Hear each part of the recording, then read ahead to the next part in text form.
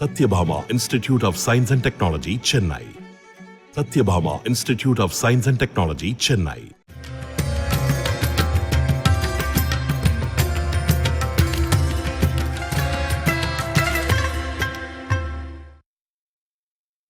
விவேகானந்தர் பாறையில் 3 நாள் தியானத்தை முடித்து பிரதமர் மோடி இன்று மாலை கன்னியாகுமரியிலிருந்து புறப்படுகிறார்.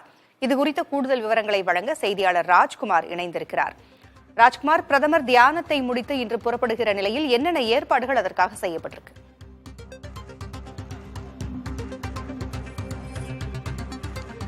பூங்குழலி, பிரதமர் நரேந்திர மோடி 3வது நாளாக கன்னியாகுமரியில் இருக்கக்கூடிய விவேகானந்தர் மண்டபத்தில் தியானத்தில் ஈடுபட்டு வருகிறார்.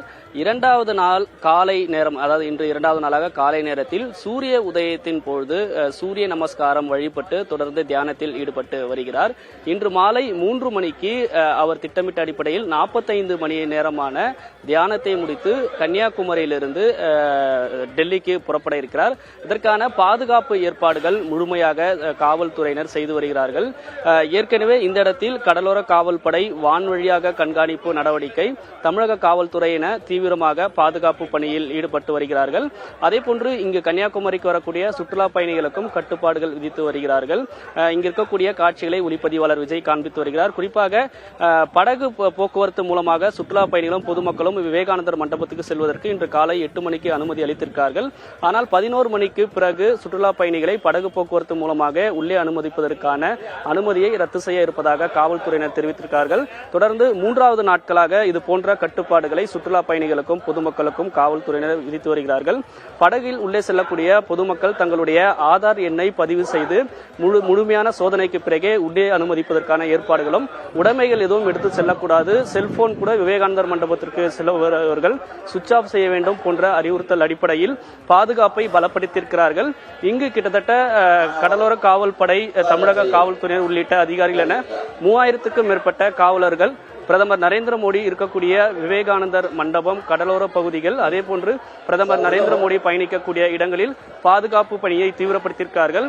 ஏற்கனவே பிரதமர் அலுவலகம் தெரிவித்திருந்த நிகழ்ச்சி நிரல் அடிப்படையில் இன்று மாலை 3 மணிக்கு தியானத்தை முடித்து விவேகானந்தர் மண்டபத்திலிருந்து வெளியே வரக்கூடிய பிரதமர் நரேந்திர மோடி படகு மூலமாக இங்கு கடற்கரை பகுதிக்கு வந்து இங்கிருந்து சாலை மார்க்கமாக அரசு விருந்தினர் மாளிகைக்கு செல்கிறார். அங்குதான் கேம்ப் ஆபீஸாக 3 நாட்கள் செயல்பட்டு வருகிறது.